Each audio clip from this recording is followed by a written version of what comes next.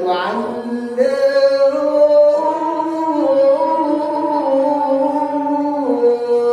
إله إلا الله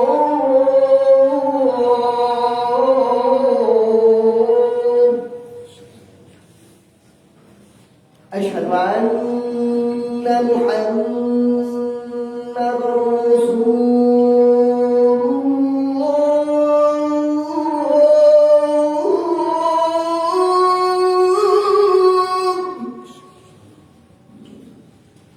أشهد أن محمدًا رسول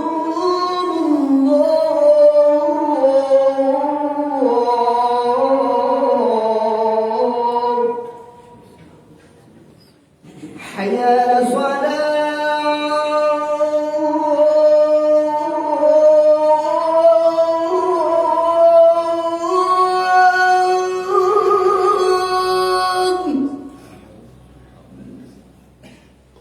حي على الصلاة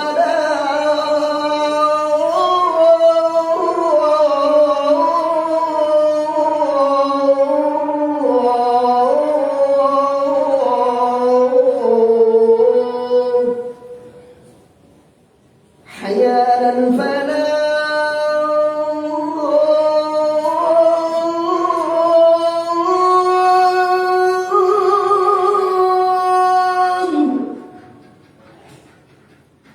حي على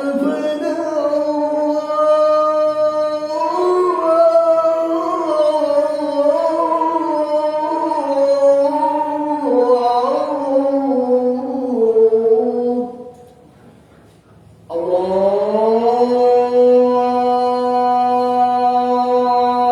أكبر الله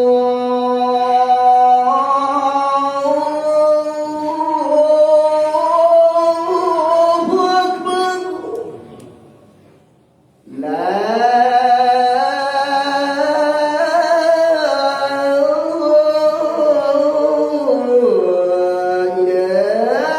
إله إلا الله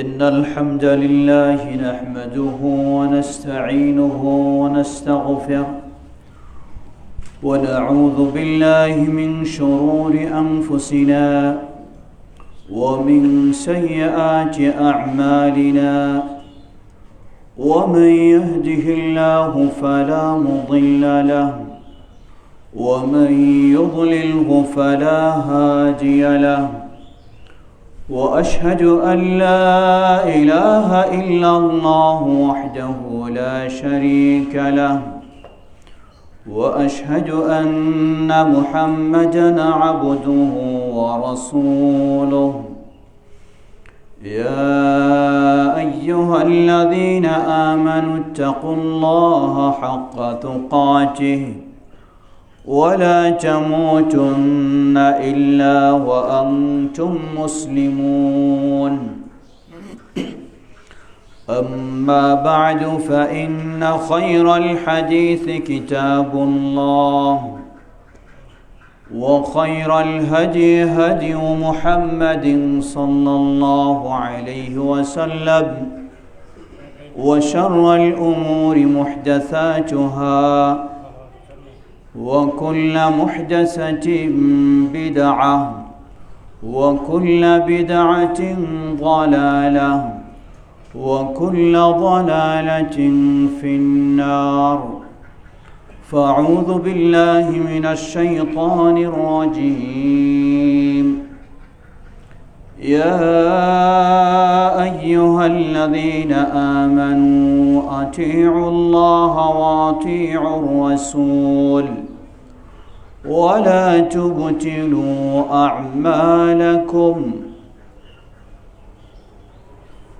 وصح عن النبي صلى الله عليه وسلم أنه قال من عمل عملا ليس عليه أمرنا فهو رد الحمد لله শুরুতে আবার প্রশংসা জ্ঞাপন করছি সেই আল্লাহ সুবহানাহু ওয়া তাআলার, যার বিশেষ তৌফিকে আমরা তার দিন মেনে চলার সৌভাগ্য লাভ করেছি, যিনি আমাদেরকে তার বিশেষ অনুগ্রহে তার পথে কবুল করেছেন। অগণিত অসংখ্য মুসলিম পরিচয় দানকারীর মাঝে যিনি আমাদেরকে কোরআন এবং সুন্নাহর আলোকে তার দিন জানার ও মানার সুযোগ করে দিয়েছেন, সেই আল্লাহ সুবহানাহু ওয়া তাআলার প্রশংসা জ্ঞাপনার্থে বলি আলহামদুলিল্লাহ। অতঃপর অসংখ্য সালাত ও সালাম পেশ করছি প্রিয় রাসূল মুহাম্মদ সাল্লাল্লাহু আলাইহি ওয়াসাল্লাম, তাঁর আসহাবে কেরাম, আহলে বাইত, শেষ দিবস পর্যন্ত তার প্রতিটি একনিষ্ঠ অনুসারীদের উপর। আবারও কৃতজ্ঞতা জ্ঞাপন করছি, প্রশংসা জ্ঞাপন করছি সেই আল্লাহ সুবহানাহু ওয়া তাআলার, যিনি তার জমিনের এই অংশটুকুকে কবুল করেছেন, যেখানে কোরআন এবং সুন্নাহর আলোকে সঠিকভাবে সালাত আদায় করা হবে, সঠিকভাবে দিন প্রচার ও প্রসার করা হবে। এমনই কাজের জন্য যেই আল্লাহ রাব্বুল আলামিন এই ভূখণ্ডটিকে কবুল করেছেন, সেই আল্লাহ রাব্বুল আলামিনের প্রশংসায় আবারও বলি আলহামদুলিল্লাহ। কৃতজ্ঞতা জানাচ্ছি তাদের, যারা শ্রম দিয়ে, সময় দিয়ে, অর্থ দিয়ে, জায়গা দিয়ে, অনেক ত্যাগ স্বীকার করে এ উদ্যোগ হাতে নিয়েছেন। এ মসজিদ প্রতিষ্ঠার কাজে ভূমিকা রাখে চলছেন। আল্লাহ সবাইকে জাযায়ে খায়র দান করুন, আল্লাহ সকলের এই অবদানকে কবুল করে নিন, এবং এই মসজিদ যেন তাকওয়ার উপরে প্রতিষ্ঠিত হতে পারে। কোরআন ও সুন্নাহর আলোকে এটি শুধু মসজিদ নয়, বরং ইসলাম শিক্ষা ও প্রচার কেন্দ্র হিসাবে প্রতিষ্ঠিত হয়। আল্লাহ সেভাবে কবুল করে নিন।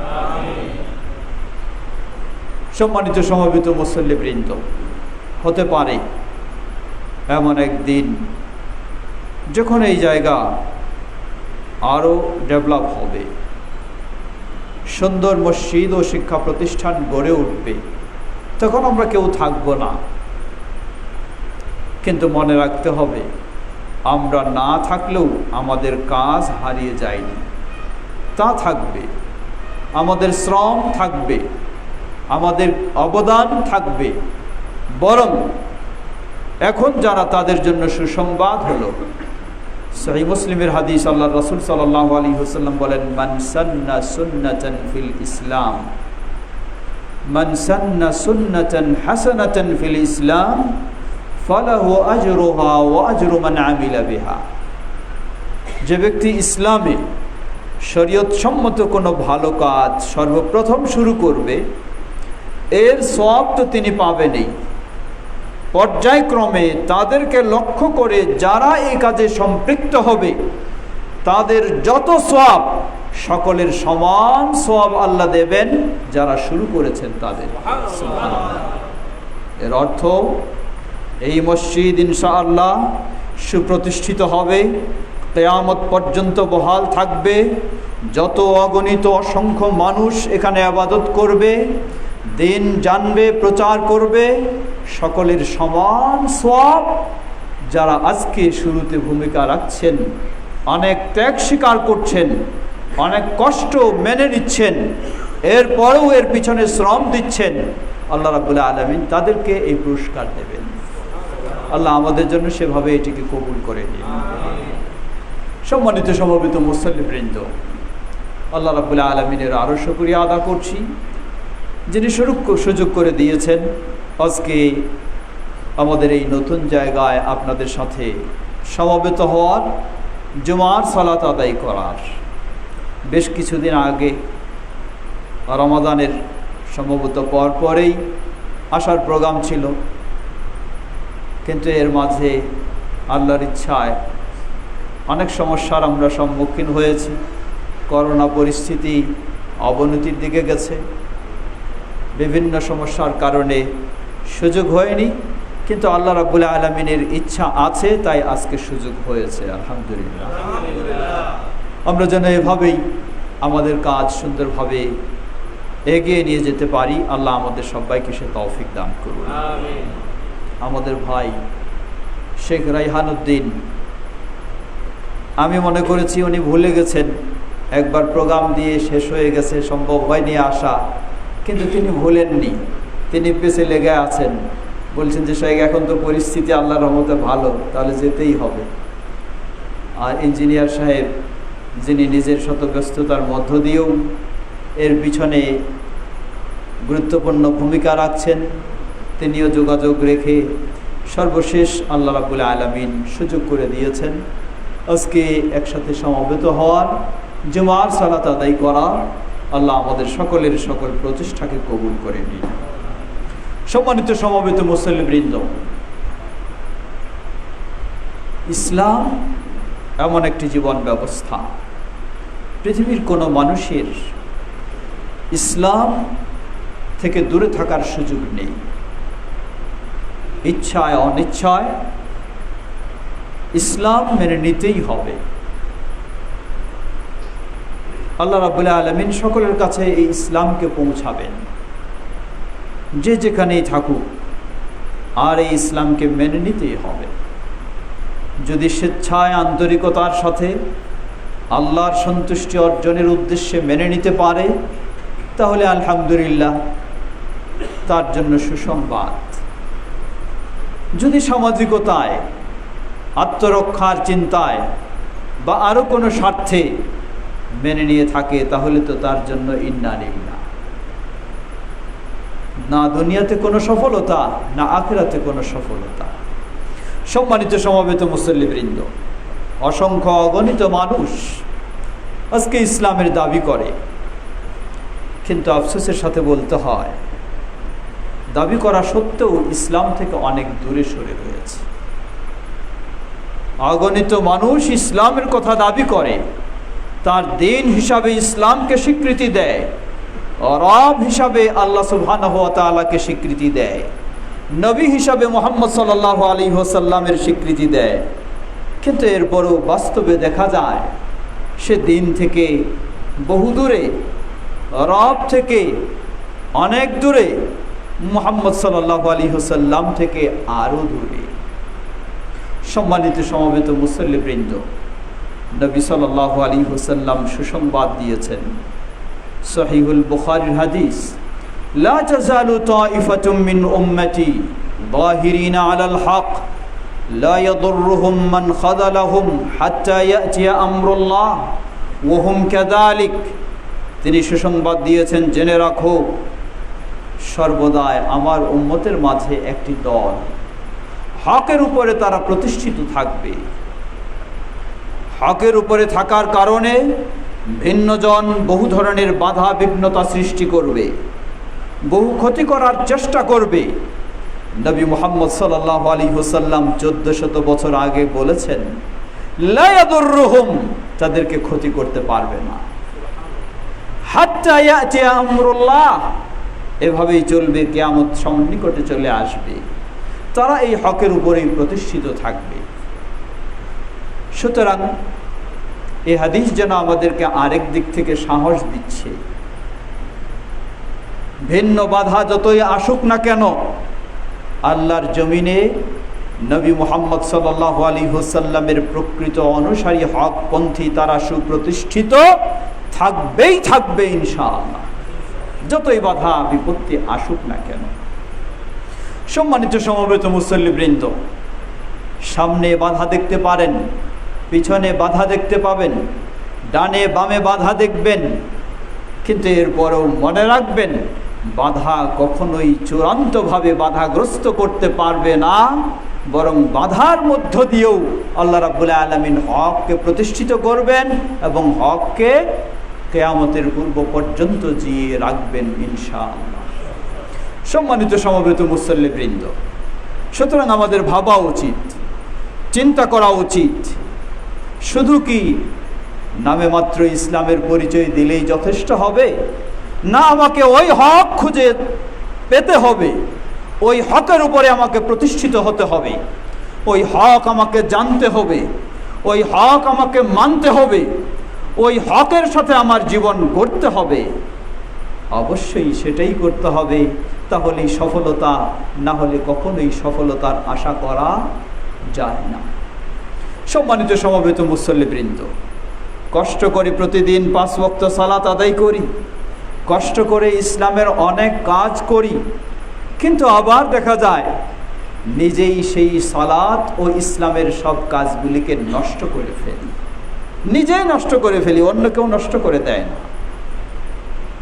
তাহলে নিশ্চয়ই আমাকে পথ বের করতে হবে, কেন আমি আমার ইবাদতগুলিকে নষ্ট করে ফেলছি, কিভাবে আমি আমার ইবাদতগুলিকে নষ্ট করা থেকে সংরক্ষণ করতে পারি। অবশ্যই আমাকে সেই চিন্তা করতে হবে।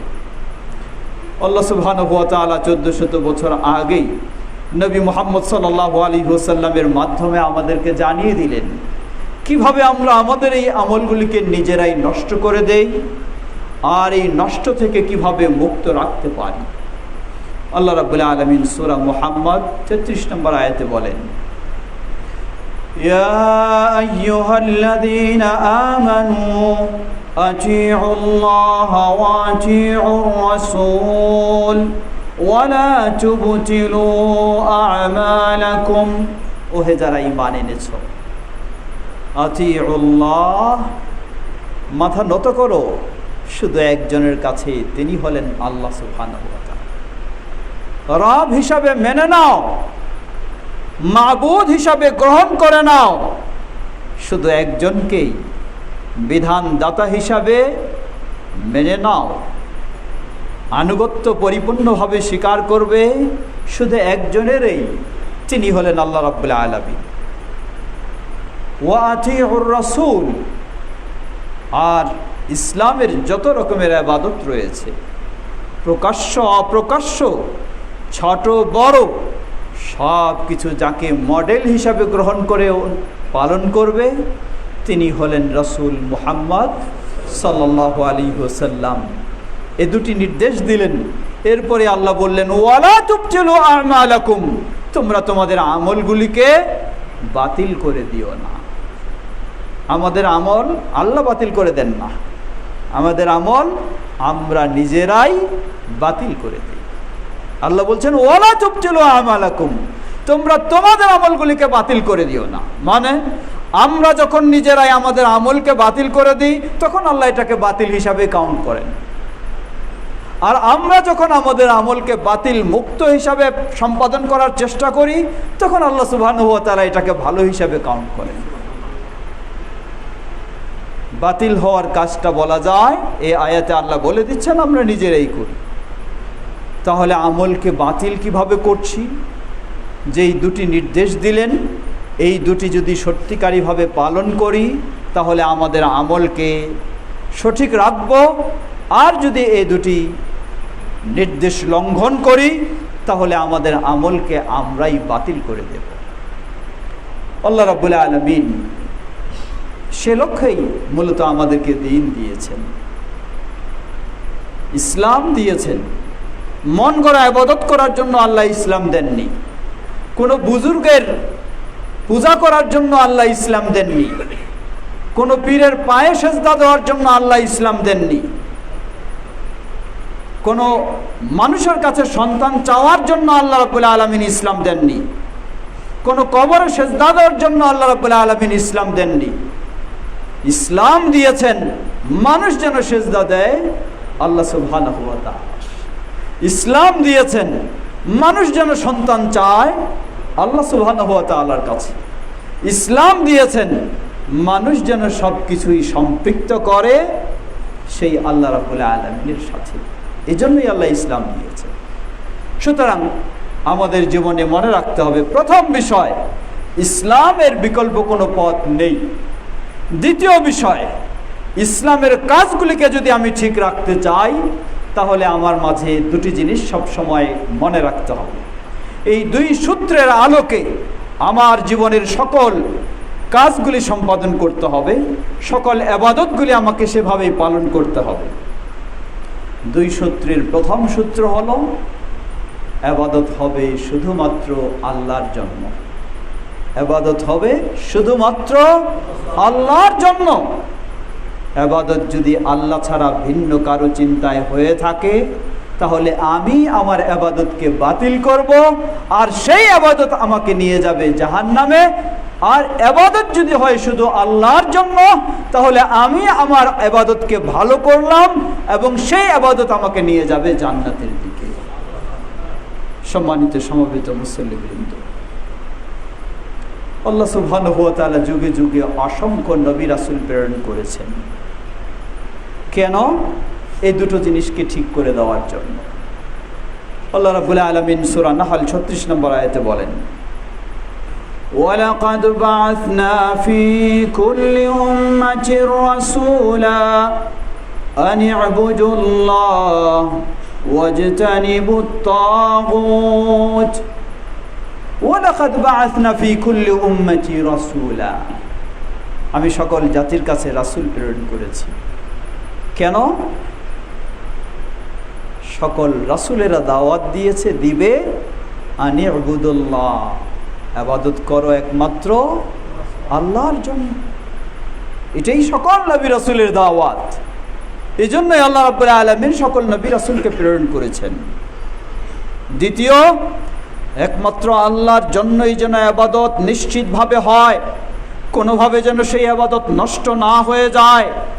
তাই ওয়াস্তানিবুত তাগুত, নবী রাসূলদের দ্বিতীয় কথা ছিল তোমরা তাগুত, শিরক, কুফর ও ইসলাম গর্হিত কর্ম থেকে বিরত থাকো, তাহলেই তোমাদের ইবাদত সম্পাদন হবে শুধু আল্লাহ সুবহানাহু ওয়া তাআলার জন্য।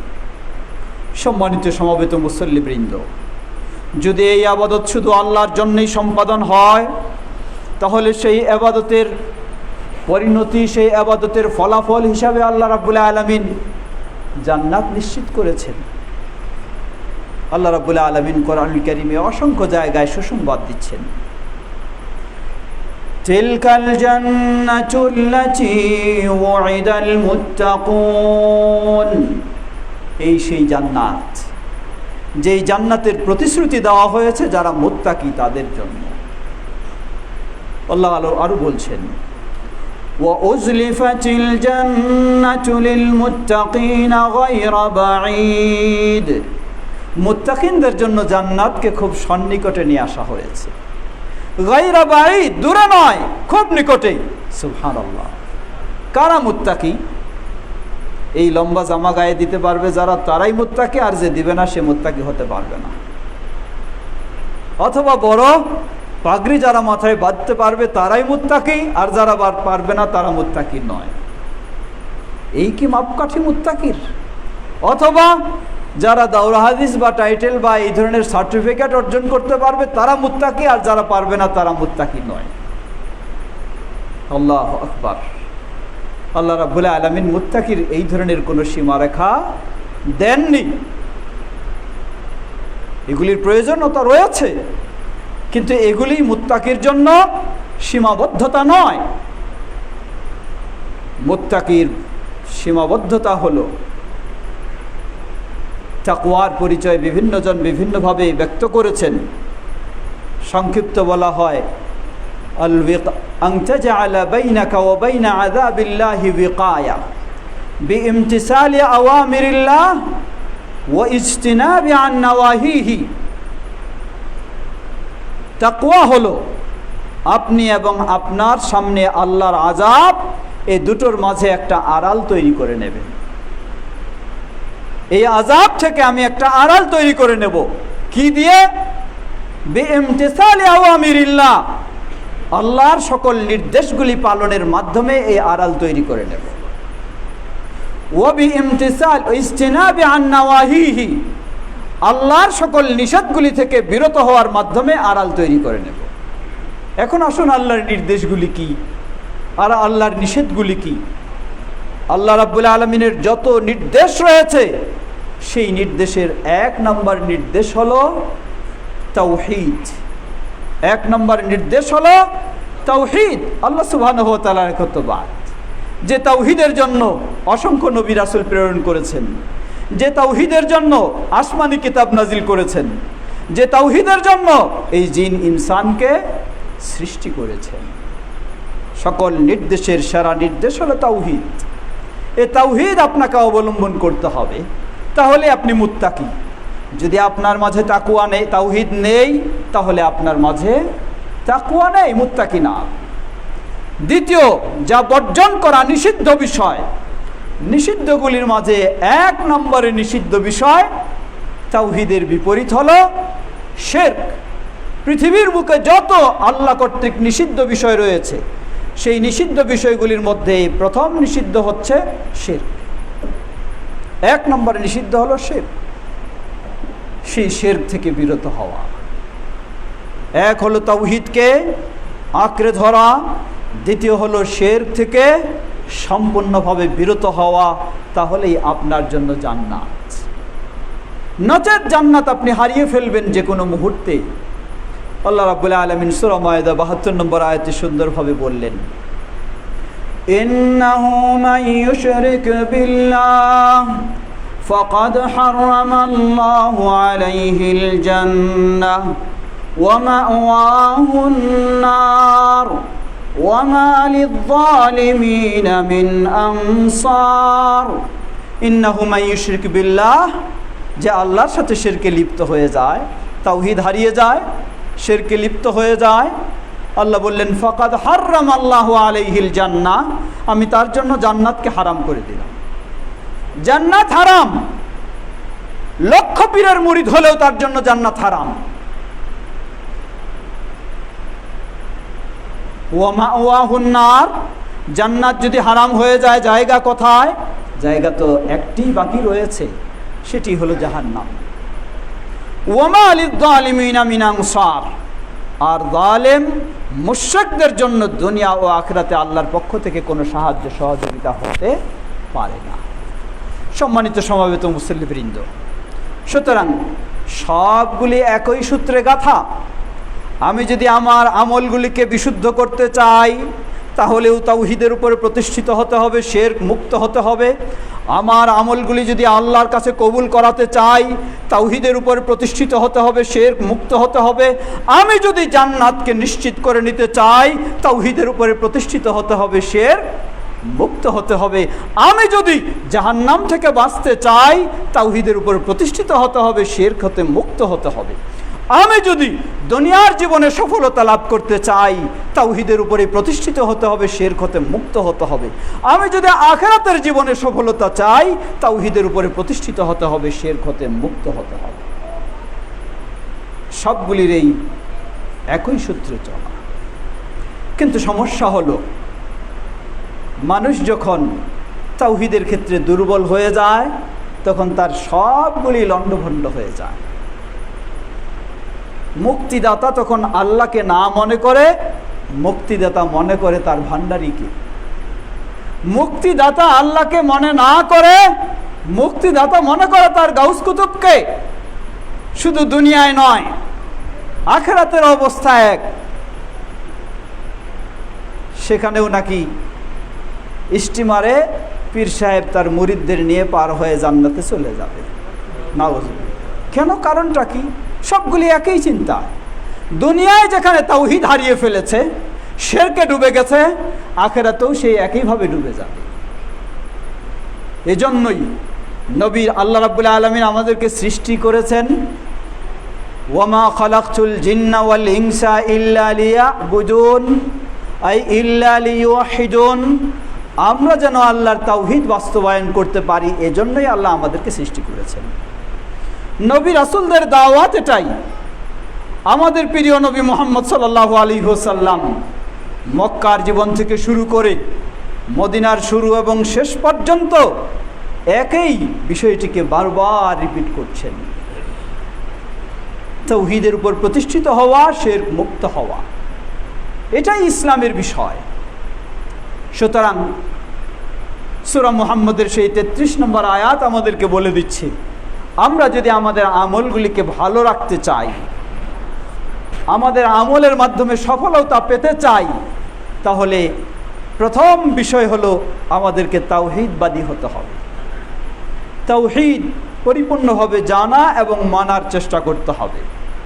সেই সাথে তাওহীদ যেন হারিয়ে না যায়, তাই শিরক জানতে হবে এবং শিরক থেকে বিরত থাকতে হবে। আল্লাহ আমাদের সবাইকে সে তৌফিক দান করুন। ওয়া আখিরু দাওয়ানা আলহামদুলিল্লাহি রাব্বিল আলামিন। আসসালামু আলাইকুম ওয়া আলা আলিহি।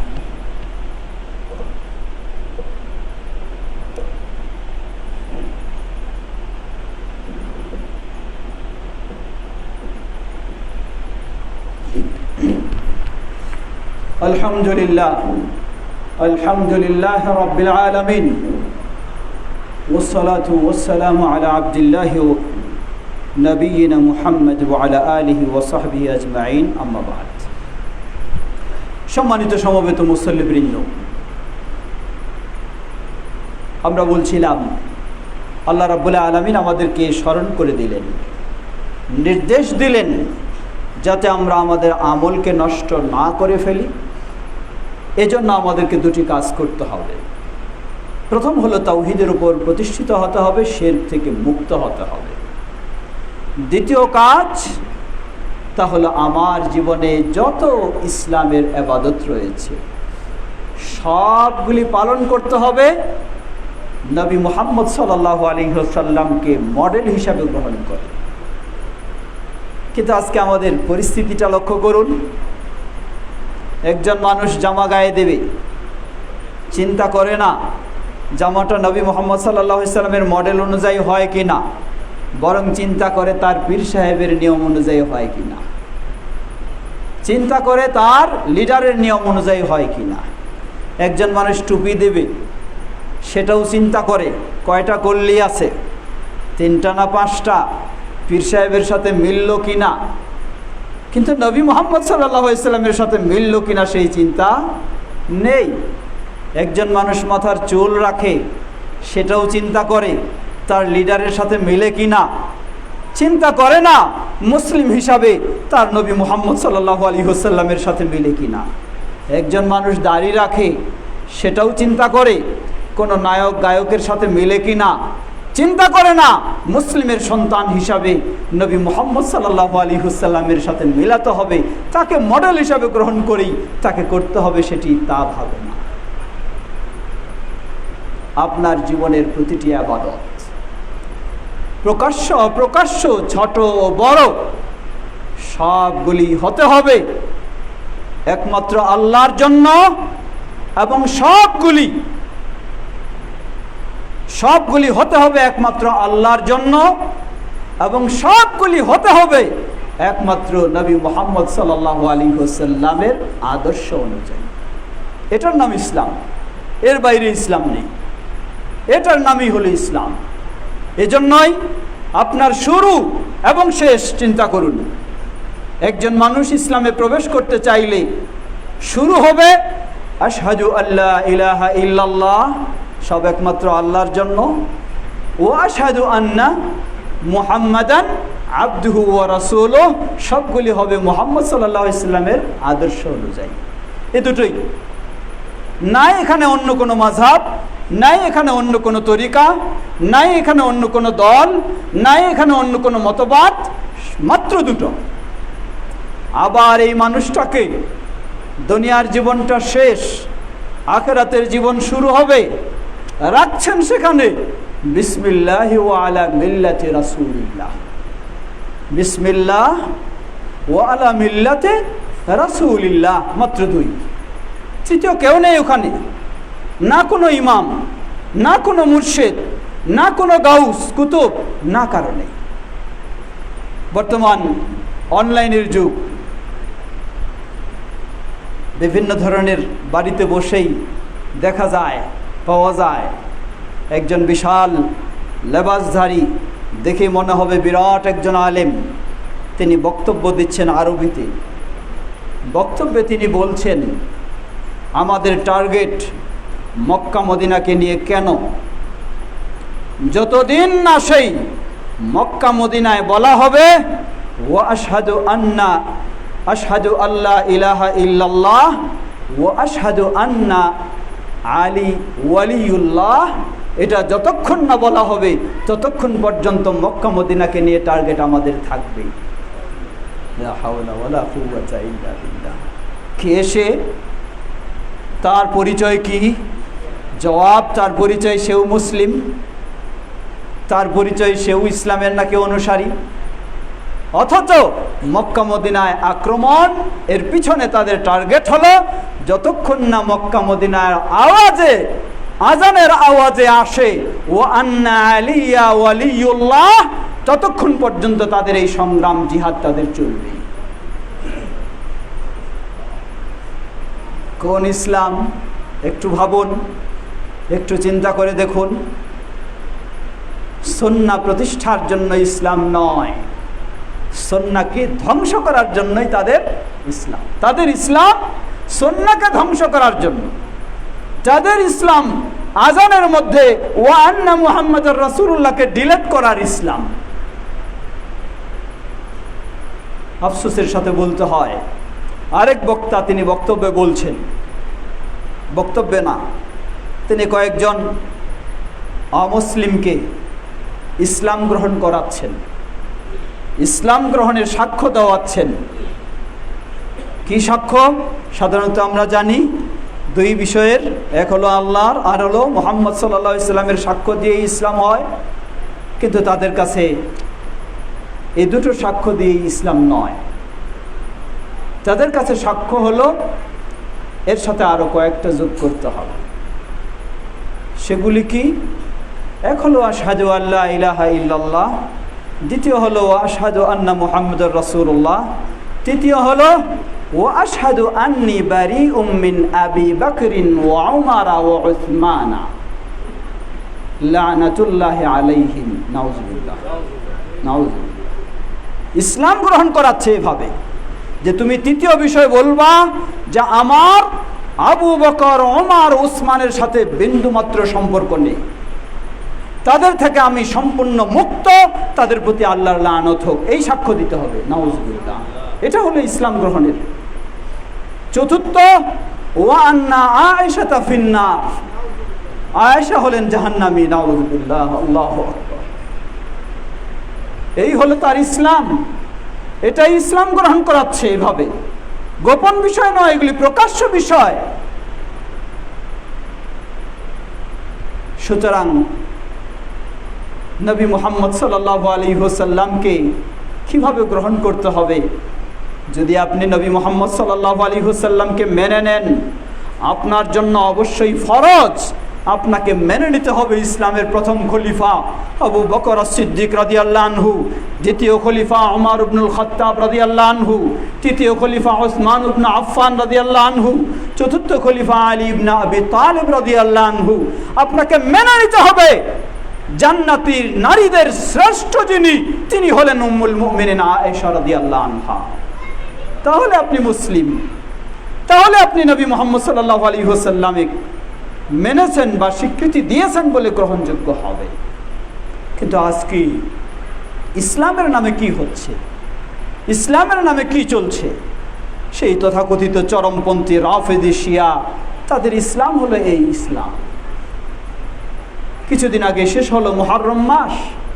এই মুহররম মাসটি হলো তাদের কাছে সবচেয়ে গুরুত্বপূর্ণ। আবু বকর, ওমর, উসমান রাদিয়াল্লাহু আনহুকে গালিগালাজ করা এবং লানত বর্ষণ করাই হলো তাদের কাছে শ্রেষ্ঠ ইবাদত, মুহররম মাসের ইবাদত। নাউযুবিল্লাহ। এ হলো ইসলাম। সম্মানিত সমবেত মুসল্লিবৃন্দ, খুতবার সময় সীমাবদ্ধ। আল্লাহ রাব্বুল আলামিন সেই সূরা মুহাম্মদের 33 নম্বর আয়াতে যা বললেন, আমাদের আমলগুলিকে যদি আমরা ঠিক রাখতে চাই, দ্বিতীয় বিষয় হলো জীবনের সকল ক্ষেত্রে আপনার প্রশ্ন থাকতে হবে, আমি একটা ইবাদত করব, প্রশ্ন হতে হবে নবী মুহাম্মদ সাল্লাল্লাহু আলাইহি ওয়াসাল্লামকে ইবাদত দিয়েছেন কি না। ইবাদতটা যখন করব আল্লাহর জন্য, কিন্তু তার আগে প্রশ্ন হলো নবী মুহাম্মদ সাল্লাল্লাহু আলাইহি ওয়াসাল্লামকে ইসলামে ইবাদত দিয়েছেন কি না। যদি দিয়ে থাকে তাহলে আমার অগ্রসর হওয়ার সুযোগ রয়েছে, যদি না দিয়ে থাকেন তাহলে অগ্রসর হওয়ার সুযোগ নেই। এরপরেও যদি করতে চাই, যেহেতু আমাদের পীর মাশায়েখরা করে থাকেন, জেনে নিন নবী মুহাম্মদ সাল্লাল্লাহু আলাইহি ওয়াসাল্লাম বললেন, মান আমিলা আমালান লাইসা আলাইহি আমরুনা ফাহুয়া রাদ। যে ব্যক্তি এমন কোন আমল করবে যে আমলের ক্ষেত্রে আমাদের কোনো নিয়ম নীতি নির্দেশনা নেই, ফাহুয়া রাদ্দুন, তার দিকে সেটাকে ছুঁড়ে মারা হবে, কখনো আল্লাহর কাছে সেটি গ্রহণযোগ্য হবে না। আজকে একজন মুসলিমকে কোন ইবাদতের কথা বলবেন, তিনি ডাইরেক্ট আপনাকে প্রশ্ন করে বসেন যে দেশের এই সারা শীর্ষ মুফতি সাহেবরা তারা কি এটা বলেছেন, তারা কি এটা করেছেন? আফসোস, অথচ ওই মুসলিমের মুখ দিয়ে প্রশ্ন আসার দরকার ছিল যে আমার প্রিয় নবী মুহাম্মদ সাল্লাল্লাহু আলাইহি ওয়াসাল্লাম কি এটা করেছেন। সেই প্রশ্ন তার মুখে নেই, সেই প্রশ্ন তার মুখে নেই। তার প্রশ্ন হল, তার মুখে জবাব হলো যে এই শীর্ষ আলেম মুফতি সাহেবরা কি এটা করেছে। তাহলে আমাদের ইসলামের মাপকাঠিটা কোন পর্যায়ে চলে গেছে একটু ভেবে নিন। বরং একজন মুসলিম, তার মুখে প্রশ্ন আসবে সেটাই, তার সামনে কোনো ইবাদত আসলে, কোনো আকীদার বিষয় আসলে, কোনো আচরণের বিষয় আসলে, কোনো আদর্শের বিষয় আসলে তার মুখে প্রশ্ন অবশ্যই আসবে যে এটি কি আমাদের প্রিয় নবী মুহাম্মদ সাল্লাল্লাহু আলাইহি ওয়াসাল্লাম করেছেন বা বলেছেন বা সম্মতি দিয়েছেন। যদি জবাব আসে হ্যাঁ দিয়েছেন, দ্বিতীয় আরেকটি প্রশ্ন আসতে পারে, তা কি বিশুদ্ধ সূত্রে প্রমাণিত। যদি জবাব আসে হ্যাঁ, আর বিলম্ব করার কোনো সুযোগ নেই। কিন্তু আজকে আমাদের জবাব এসে যায়, এটা কি আমাদের মাযহাবে আছে, থাকলে মানব, যদি না থাকে কোরআনে থাকুক মানার সুযোগ নেই, হাদিসে থাকুক মানার সুযোগ নেই, কারণ আমার ইসলাম হলো আমার মাযহাব। অথবা জবাব এসে যায়, এটি কি আমাদের মুর্শিদের তরিকায় আছে, যদি থাকে তাহলে মানতে রাজি, যদি না থাকে কোরআন সুন্নাহ কথায় থাকুক তাতে যায় আসে না। লা হাওলা ওয়ালা কুওয়াতা ইল্লা বিল্লাহ। যদি এই ইসলাম হয়ে থাকে তাহলে এই ইসলাম দিয়ে দুনিয়াতেও সফলতা নয়, আখিরাতেও সফলতা নয়। আল্লাহ রাব্বুল আলামিন সূরা নূর 63 নম্বর আয়াতে বললেন, ফালইয়াহযারিল্লাযীনা ইউখালিফুনা আন আমরিহি আন তুসিবাহুম ফিতনাতুন আও ইউসিবাহুম আযাবুন আলীম। তাদের হুঁশিয়ার হওয়া উচিত, সতর্ক হওয়া উচিত যারা নবী মুহাম্মদ সাল্লাল্লাহু আলাইহি ওয়াসাল্লামের বিপরীত পথে হাঁটতে চায়। হয় তাদেরকে দুনিয়ার জীবনে ফিতনা পেয়ে যাবে, নয় তাদেরকে আখিরাতের জীবনে চরম যন্ত্রণাদায়ক আযাব তাদেরকে পেয়ে যাবে। সম্মানিত সমবেত মুসল্লিবৃন্দ, অতএব আমাকে নিশ্চিত হতে হবে। বলবেন যে আমার তো এত শিক্ষাগত যোগ্যতা নেই, আমি তো এত কিছু বুঝি না। অবশ্যই বুঝেন, আমি বলবো অবশ্যই বুঝেন। কেমনে? আপনি মেডিসিন বিশেষজ্ঞ না, মেডিসিন সম্পর্কে কিছুই ধারণা নেই আপনার, এরপরেও নিজে বা পরিবারের কেউ অসুস্থ হলে আপনাকে ফার্মেসিতে যেতে হচ্ছে ওষুধ কিনতে। আপনি মেডিসিন সম্পর্কে কিছুই জানেন না, এরপরেও আপনি চেষ্টা করছেন এটি কি অরিজিনাল ঔষধ কিনা, এটি কি ভালো কোম্পানির ঔষধ কিনা। একাধিক প্রশ্ন করে আপনি, কোনো এ বিষয়ে আপনার ধারণা নেই, তারপরেও একাধিক প্রশ্ন করে আপনি ভালোটা নিশ্চিত করার চেষ্টা করেন।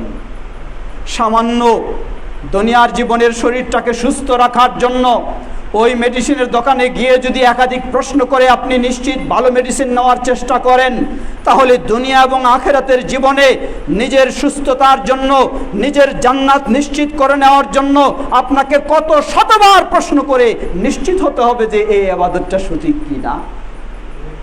কেন সেই প্রশ্ন করব না? অবশ্যই করতে হবে, আপনাকে করতে পারবেন, আপনার সেই যোগ্যতা আল্লাহ দিয়েছেন। কিন্তু সমস্যা হয়ে গেছে, আমাদের কালচারেই হয়ে গেছে ইবাদতের বিষয়ে হুজুর যা বলেছেন আর কোনো প্রশ্ন করা যাবে না। অন্য সব কিছু বিষয়ে প্রশ্ন করা যাবে, কিন্তু হুজুর যে ইবাদতের কথা বলেছেন এখানে আর কোনো প্রশ্ন করা যাবে না। যে একটি চরম ভ্রান্ত চিন্তা। এর অর্থ এই নয় কেউ কিছু বললেই, কোনো আলেম ওলামা বললেই তাকে আপনি অন্যায়ভাবে অন্যরকম প্রশ্ন করে বসবেন, আবার এটাও কখনো উচিত নয়। আপনি অবশ্যই ভদ্রতার সাথে মার্জিতভাবে সুন্দরভাবে কারো কাছে কিছু ইবাদতের কথা শুনলে তাকে জিজ্ঞাসা করবেন এর বিশুদ্ধতা কতটুকু, প্রমাণপুঞ্জি আছে কি না, অবশ্যই জিজ্ঞাসা করবেন, কিন্তু সেটাও হতে হবে মার্জিতভাবে, সুন্দরভাবে। এটার নাম ইসলাম।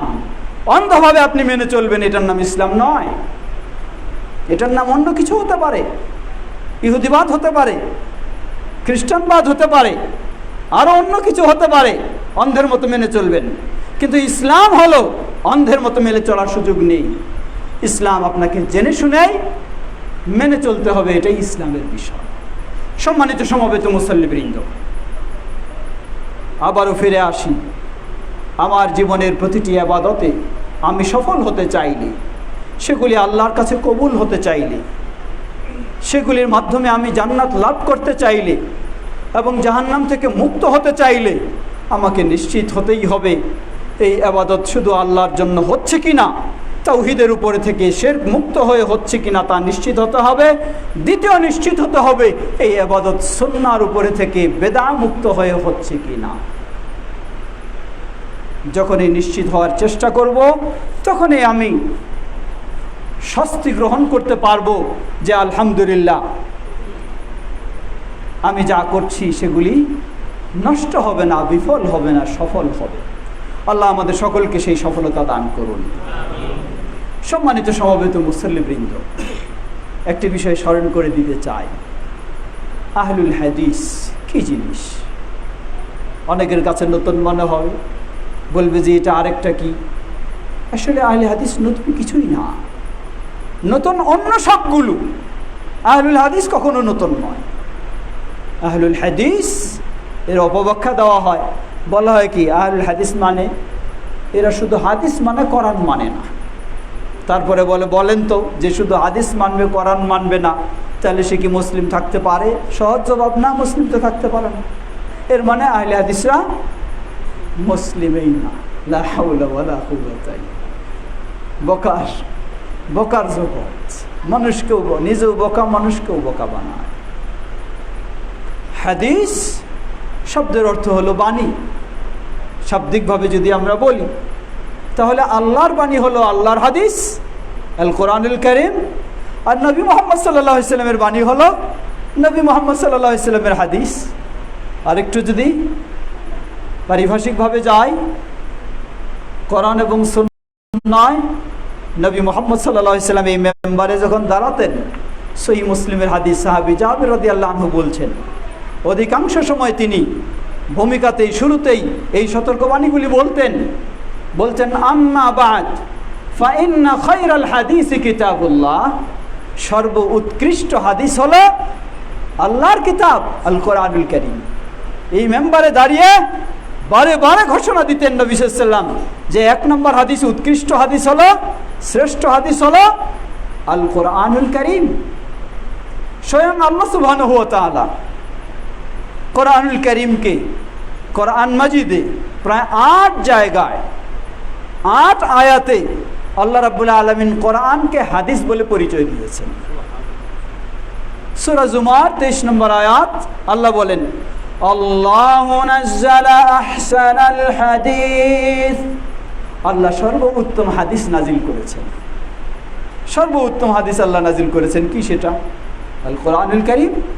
তাহলে আল্লাহ নিজেই কোরআনকে হাদিস বলে পরিচয় দিলেন, নবী মুহাম্মদ সাল্লাল্লাহু আলাইহি সাল্লাম কোরআনকে এই মেম্বারে দাঁড়িয়ে হাদিস বলে পরিচয় দিচ্ছেন। তাহলে এক নম্বর হাদিস হলো আল কোরআনুল কারীম। দ্বিতীয় হাদিস হলো যা আমরা জানা রয়েছে নবী মুহাম্মদ সাল্লাল্লাহু আলাইহি সাল্লামের হাদিস। তাহলে এই দুই হাদিস আকীদার ক্ষেত্রে, ইবাদতের ক্ষেত্রে, আদর্শের ক্ষেত্রে, ইসলামের সকল বিষয়ের ক্ষেত্রে যারা এই দুই হাদিসকে ফলো করে তারাই হচ্ছে আহলুল হাদিস। এটা নতুন না, এটা এই জন্য আহলুল হাদিস কখনো কোনো ভিন্ন ব্যক্তির অন্ধ অনুসারী হতে পারে না। অন্যরা সবাই হতে পারে, কিন্তু আহলুল হাদিসরা কখনো হতে পারে না।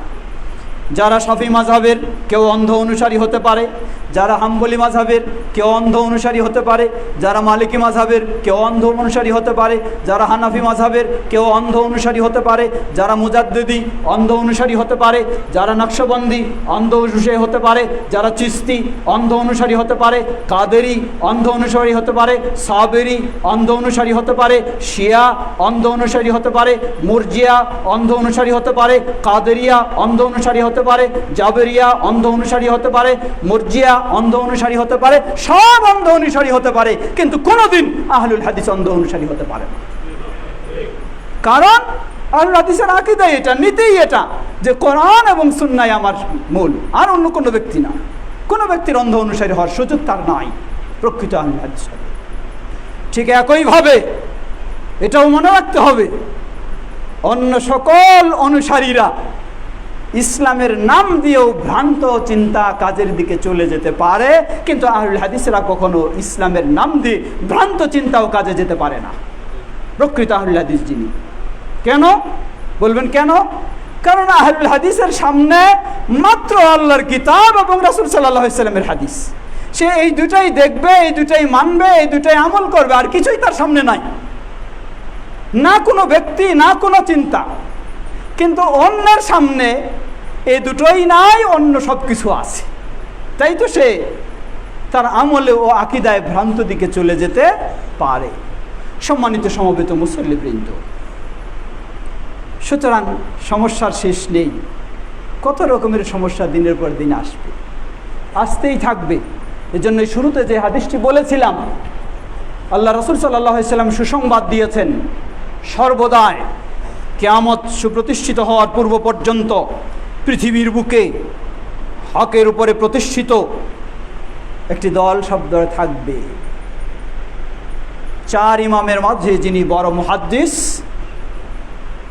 যার হাদিসের 40,000 হাদিসের কিতাব এখনো বিদ্যমান, মুসনাদ ইমাম আহমদ, সেই ইমাম আহমদ রাহিমাহুল্লাহ এই হাদিসের ব্যাখ্যা করতে গিয়ে তিনি বলছেন, রাসূল সাল্লাল্লাহু আলাইহি সাল্লাম যেই দলটিকে হকের উপর প্রতিষ্ঠিত থাকার সুসংবাদ দিয়েছেন, ইন লাম ইয়াকুনু আহলাল হাদিসি ফামান লা আদরি, যদি তারা আহলুল হাদিসেরা না হয় তাহলে আর কে হতে পারে আমার জানা নেই। সুবহানাল্লাহ। সম্মানিত সমবেত মুসলিমবৃন্দ, এর অর্থ আবার এটা নয় নিজের আহলুল হাদিসের নাম দিয়ে পরিচয় দিলাম, আকীদা যেমন ইচ্ছা তেমন থাকুক, আমল যেমন ইচ্ছা তেমন থাকুক, তাহলে আমি হয়ে গেছি। না, সেই সুযোগ নেই। হতে হবে আমার আকীদা, আদর্শ, আমলে সেরকম। এই জন্য আল্লাহ রাসূল সাল্লাল্লাহু আলাইহি ওয়াসাল্লাম যখন সুসংবাদ দিলেন নাজাতপ্রাপ্ত দলের, তিনি বললেন, সাতাফতারিকু উম্মতি ইলা 73 ফিরকা, আমার উম্মতের মধ্যে 73টি দল হবে, সবগুলি জাহান্নামে যাবে, একটি শুধু জান্নাতে যাবে। সাহাবায়ে কেরামগণ জিজ্ঞাসা করলেন, তারা কারা? তিনি বললেন, মা আনা আলাইহি ওয়া আসহাবি, তারা হচ্ছে আমি এবং আমার সাহাবায়ে কেরাম, যে আকীদা আদর্শ ও আমলের উপরে থাকবে, এই আকীদা আদর্শ ও আমলের উপরে যারা হবে তারাই হচ্ছে এই মুক্তিপ্রাপ্ত দল। এর মানে কি? এর অর্থ হলে শুধু নাম দিয়ে কাম নাই। তাহলে তো নাম নিয়ে আজকে মামলা চলতো, আপনি কেন নাম নেবেন, ওইটা আমি নেব, চলতো মারামারি, নাম এটা নিয়ে মামলা চলতো। হাইকোর্ট, সুপ্রিম কোর্ট, যত কোর্ট বলেন, সব জায়গায় মামলা এটাই চলতেছে ওই নামটা নেওয়ার জন্য। কিন্তু আল্লাহ রাসূল সাল্লাল্লাহু আলাইহি ওয়াসাল্লাম এমন একটা বিষয় দিয়ে গেছেন, সেটা নিয়ে আর মামলা করারও কোনো সুযোগ নাই, হামলা করারও সুযোগ নাই। ভিতরে যদি থাকে আলহামদুলিল্লাহ, যদি না থাকে তাহলে ইন্নালিল্লাহ, কিছু সুযোগ নেই। সম্মানিত সমবেত মুসল্লিবৃন্দ, এই হচ্ছে আহলুল হাদিসদের বৈশিষ্ট্য। আমরা যেন প্রকৃতপক্ষে রাসূল সাল্লাল্লাহু আলাইহি সাল্লামের সেই সুসংবাদ লাভের আশায় আমরা যেন সেই ধরনের প্রকৃত কোরআন এবং সুন্নাহর অনুসারী হতে পারি। আল্লাহ আমাদের তৌফিক দান করুন। প্রিয় ভাইয়েরা আমার, সেজন্য স্মরণ করে দিতে চাই, আজকে নতুন শুধু নয়, সর্বত্রই ভারত উপমহাদেশে যখন বিভিন্ন রকমের মতবাদ দলাদলি তরিকা ছিল না, তখনও ছিল আহলুল হাদিস। হয়তো আমাদের মিডিয়ার যুগ ছিল না, যার কারণে প্রচার হয়নি। এখন আলহামদুলিল্লাহ মিডিয়ার যুগে প্রচার হচ্ছে সবগুলি, ভালোটাও মন্দটাও সবটাই। এই মিডিয়ার জগৎ, এটা একদিক দিয়ে অবশ্যই সুসংবাদ, আরেক দিক দিয়ে বড় বিপদ।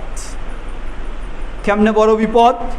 আপনি ঘরে বসে আছেন, আপনার সামনে ভালো মন্দ সব কিছুই আসছে, খারাপ বাদ দেন, ইসলামের নাম দিয়ে যেগুলি সেগুলি দেখেন। ইসলামের নাম দিয়েও বাতিল এবং হক সবই আপনার সামনে আসছে। আপনার কাছে চমকপ্রদ হলে মনে হচ্ছে এটাই বোধহয় ভালো, এটাই বুঝে নিলেন, এটাই মেনে নিলেন, কাউকে যে যাচাই বাছাই করারও চিন্তা করলেন না। এটা হলো এই মিডিয়ার যুগে বড় একটা ভয়ঙ্কর বিষয়। এজন্য অবশ্যই শুধু কারো কথা শুনতে মজা হলেই আপনি সেটাকে গ্রহণ করে নেবেন, এমনটা হওয়া উচিত নয়। আবার কেউ খালি হাদিসের নাম্বার শোনাচ্ছে, মুখ নাম্বার শোনায় বলতেছে, মনে হয় এটা আরও অনেক অথেন্টিক। না, তাও ভাবার সুযোগ নেই।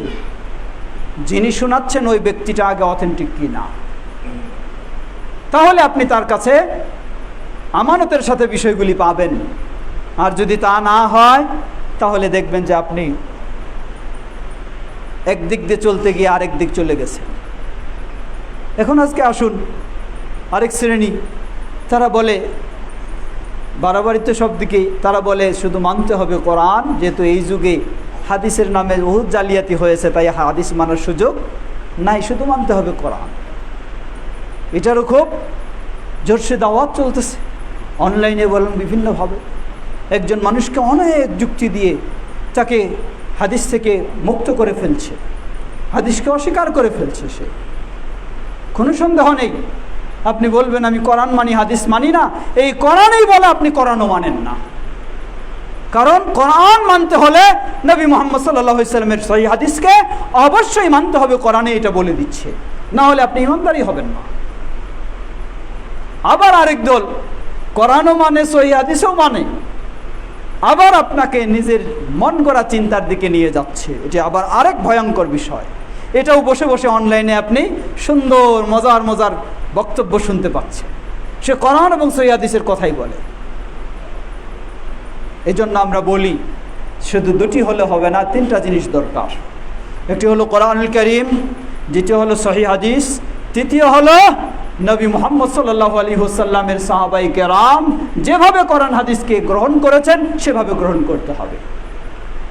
যদি সেভাবে আপনি না গ্রহণ করেন, তাহলে হয় সাহাবায়ে কেরামদের যুগ চলে যাওয়ার পর যত রকমের ইসলামের নামে ফিতনা এসেছে, যে কোনো ফিতনার দিকে আপনি চলে যেতে পারেন। কারণ নিজের মতো কোরআন সুন্নাহর বুঝতে হবে। কোরআন হাদিস অবশ্যই শুধু 1400 বছর আগের জন্য আসেনি, তা এসেছে কিয়ামত পর্যন্ত, যতদিন ইসলাম থাকবে ততদিন। কিন্তু এর অর্থ এই নয় আপনি আপনার ইচ্ছা মতো কোরআন হাদিস বুঝে নিজের খেয়াল খুশি মতো ব্যবহার করবেন, এটি কখনো সুযোগ নাই। ওই হাদিসে আল্লাহ রাসূল সাল্লাল্লাহু আলাইহি ওয়াসাল্লাম নিশ্চিত করে দিলেন, শুধু নিজে বুঝলে হবে না, তিনি বললেন মা আনা আলাইহি ওয়া আসহাবি, আমি এবং আমার সাহাবায়ে কেরাম। এর অর্থই হলো কোরআন এবং সুন্নাহকে সাহাবায়ে কেরাম যেভাবে বুঝেছেন আপনাকে ঠিক সেভাবে বুঝতে হবে, তাহলে আপনি হকের উপরে প্রতিষ্ঠিত থাকার সুযোগ লাভ করবেন ইনশাআল্লাহ। না হলে দেখবেন কোরআন ও সহিহ হাদিসের নাম দিয়েও আপনি হয়তোবা উগ্রতা, চরমপন্থা বা আরও কোনো পন্থার দিকে চলে যেতে পারেন। সম্মানিত সমবেত মুসল্লিবৃন্দ, সে বিষয়গুলি আমাদেরকে অবশ্যই মনে রাখতে হবে। খুতবার সময় শেষ, দীর্ঘ করার সুযোগ নেই, সর্বশেষ একটি কথা বলে শেষ করব। আজকে অত্যন্ত আনন্দের বিষয়, আল্লাহর ইচ্ছায় আল্লাহর জমিনে নতুন একটি মসজিদ, যেখানে কোরআন ও সুন্নাহর আলোকে সঠিক ইবাদত, সঠিক আমল, সঠিক ইসলামের প্রচার প্রসার হবে, সেটি শুরু হয়েছে। আলহামদুলিল্লাহ, আল্লাহ আমাদের এটিকে কবুল করে নিন। সেই আনন্দের সাথে আরেকটি বিষয় আমি স্মরণ করে দিতে চাই। মনে রাখবেন, কোথাও যদি গান বাজনার আয়োজন হয়, একটা অশ্লীল কালাপ বা এই ধরনের কিছু তৈরি হয়, সেখানে কিন্তু ইবলিস কোনো দিন যাবে না। কারণ ইবলিস জানে এটা আমার ফুল রিজার্ভে আছে, সেখানে ইবলিসের যাওয়ার দরকার নেই, কিছু করারও দরকার নেই, জানে ওটা সম্পূর্ণ 100% তার পথে আছে। কিন্তু যেটা যত নির্ভেজাল, ইবলিস সেখানে তত হামলা করবে। যেটা যত নির্ভেজাল, ইবলিস সেখানে তত হামলা করবে। অনেক সময় মানুষ আশ্চর্য হয়, আলেম মানুষ, তার পিছনে শয়তান লাগলো। আরে আলেম মানুষের পিছনে তো শয়তান লাগবে, কারণ এই আলেম মানুষকে বাঁকা পথে নিতে পারলে অনেকজনকে সহজে নিয়ে যাওয়া যাবে। আর একজন মানুষ কিছুই না, আলেম না, কিছু না, দিন ইসলামের অত বড় কিছুই না, তারে বাঁকা পথে নিলে তো সে একজন চলে গেল। আর একজন আলেম, একজন খতিব, একজন বিশিষ্ট পরিচিত ব্যক্তি, প্রসিদ্ধ ব্যক্তি, যার অনেক ভক্ত রয়েছে, তাকে নিতে পারলে তো অসংখ্য মানুষকে নেওয়া যাবে। এজন্য এর পিছনেই ইবলিস বেশি শ্রম দিবে, চেষ্টা করবে। তাই মনে রাখবেন, যেটা যত ভালো নির্ভেজাল, যেখানে ঈমান যত সুন্দর, সেখানে ইবলিসের তত আক্রমণ, সেটার পিছনে ইবলিসের তত পরিকল্পনা, তত কর্মসূচি। অতএব আমাদেরকে সেই বিষয়টি মনে রেখে আমাদেরকে অত্যন্ত সচেতন, সতর্কতার সাথে, ধৈর্যের সাথে এগিয়ে চলতে হবে। আমার কথাগুলি মনে রাখবেন, অত্যন্ত সচেতন, সতর্ক হয়ে ধৈর্যের সাথে আমাদেরকে এগিয়ে চলতে হবে। ইসলাম এমন বিষয় নয় যে একটা মাস বা একটা বছর আমি খুব সুন্দরভাবে পালন করলাম, তারপর যেমন ইচ্ছা তেমন চলবো, এমন না। আল্লাহ বলছেন, ওয়াবুদ রাব্বাকা হাত্তা ইয়াতিয়াকাল ইয়াকিন, তোমার মৃত্যু না আসা পর্যন্ত তোমার রবের ইবাদতে বহাল থাকো। আমাকে গোটা জীবন থাকতে হবে। আলহামদুলিল্লাহ, আজকে আমি সহিহ আকীদা পেয়েছি, আমার জীবন যতদিন ততদিন আমাকে সহিহ আকীদা অটল থাকতে হবে। আজকে আমি সঠিক দিন জানার সুযোগ পেয়েছি, আমার জীবন যতদিন থাকবে ততদিন আমাকে এই সঠিক দিনের উপর সঠিকভাবে অটল থাকতে হবে। এটা হলো আপনার বিষয়। অতএব অতি উৎসাহী হয়ে কয়েকদিন করেই শেষ করে দিলাম, এমন চিন্তা নিয়ে আসাটা বোকামি ছাড়া কিছুই নয়। তো নতুন যারা, এই নতুনদের কিন্তু স্টেশনেরও হিসাব থাকে না। স্টেশনের হিসাব মানে নতুনরা নতুনত্বের প্রিয়, নতুনরা নতুনত্বের প্রিয়। আজকে একটা নতুন পেল, এটা কয়েকদিন ধরে রাখার পরে আবার চিন্তা করে আর কিছু নতুন আছে নাকি, আর একটা নতুন পায়, ওটা পাওয়ার পরে আবার ভাবে যে আর কিছু নতুন আছে নাকি। এই নতুন নতুন খুঁজতে খুঁজতে দেখা যায় সে নতুনের সীমা থেকেই বের হয়ে চলে গেছে। সুতরাং এই ধৈর্যের আমাদেরকে পরিচয় দিতে হবে, এটি মনে রাখতে হবে, আল্লাহ আমাকে সঠিক পথে কবুল করেছেন, আমি যেন আমার গোটা জীবন এই সঠিক পথে অটল থাকতে পারি। অতএব যারা আছেন এখানে, আমরা হয়তো মাঝে মাঝে আপনাদের খোঁজখবর নেব ইনশাআল্লাহ, কিন্তু আপনাদেরকে সচেতন, সতর্ক হয়ে থাকতে হবে। একজন মানুষকে নতুন মানুষ পাঠায় দিবে, উদাহরণস্বরূপ আমি খোলামেলা একটা বলবে যে আপনাদের কোনো কিছু করতে হবে না, আমরা খতিব পাঠাইলাম, ভাড়াও দিতে হবে না, কোনো নাস্তাও করাইতে হবে না, কিছু ডাইরেক্ট গিয়ে খুতবা দিয়ে আসবে। আপনারা মনে করবেন যে আলহামদুলিল্লাহ, ফিরি একজন ভালো খতিব পেয়ে গেছি। কিন্তু বেচারা এই মেম্বারে দাঁড়িয়ে এমন কিছু কথা বলল, মসজিদ পরের দিন থেকে বন্ধ। ভাবতে হবে আপনাকে, এটা ফিরি পাইলেই আপনি একেবারে বস্তা ভরা আলকাতরা নিয়ে ফেলবেন, এমনটা যেন না হয়। এটি সবাই সতর্ক থাকবেন, সচেতন হবেন। আলহামদুলিল্লাহ, আমরা স্পষ্ট, আমাদের বিষয় ওপেন, পরিষ্কার, বাইরে যা বলি, যা করি, আমাদের ভিতরেও তাই। আলহামদুলিল্লাহ, এই ধরনের আমরা সবাই পরিষ্কার। কিন্তু এই পরিষ্কারকে অপরিষ্কার করে দিতে বেশি লাগবে না, বেশি সময়ের দরকার হবে না। এই জন্য আমাদের সবাইকে সচেতন থাকতে হবে। বেশি অস্থির হওয়া যাবে না, বেশি আবেগী হওয়া যাবে না, অত্যন্ত ধৈর্যের সাথে অগ্রসর হওয়ার চেষ্টা করব আমরা। আল্লাহ আমাদের সবাইকে সে তৌফিক দান করুন।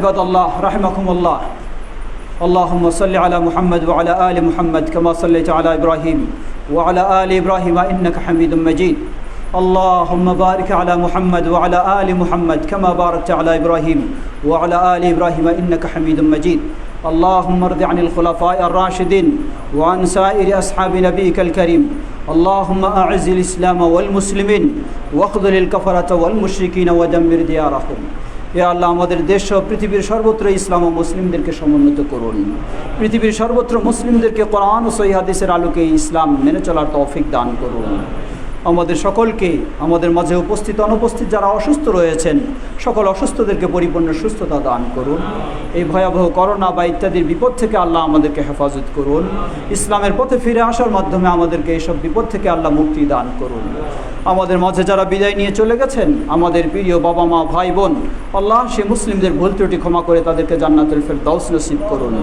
আর যারা আজকে আমরা এখানে সমবেত রয়েছি আল্লাহ আমরা যেন গোটা জীবন ইসলামের উপর সঠিক ইসলামের উপর অটল থাকতে পারি আমাদেরকে সে তৌফিক দান করুন যেন ঈমানের সাথে আমাদের বিদায় হয় আল্লাহ আমাদের জন্য সেটি কবুল করে নিন আমাদের স্নেহের সন্তানদেরকে যেন ইসলামের আলোকে গড়ে তুলতে পারি আল্লাহ আমাদের সবাইকে সে তৌফিক দান করুন আমরা যেন সকলে পরস্পরের প্রতি আন্তরিক হয়ে পরস্পরের সহযোগিতা দিয়ে আমাদের এই সুন্দর কাজকে এগিয়ে নিয়ে যেতে পারি আল্লাহ আমাদের সবাইকে সে তৌফিক দান করুন যারা এই মসজিদের শুরু থেকে অবদান রেখেছেন আমার অনেকেরই হয়তো নাম জানা নেই এমনিই বলছি যারা কেউ জায়গা দিয়েছেন কেউ অর্থ দিয়েছেন শ্রম দিয়েছেন সময় দিয়েছেন পরামর্শ দিয়েছেন আল্লাহ সবাইকে জাযায়ে খায়র দান করুন এর বিনিময়ে সবাইকে জান্নাতে আমাদেরকে অট্টালিকা দান করুন যেন আমরা জান্নাতের বিনিময়ে পাই আল্লাহ সেটি আমাদের জন্য কবুল করে নিন এবং এই মসজিদকে যেন সুপ্রতিষ্ঠিত করা যায় এই মসজিদকে যেন একটি দ্বীনি মারকাজ হিসাবে গড়ে তোলা যায় আল্লাহ সে তৌফিক আমাদের সবাইকে দান করুন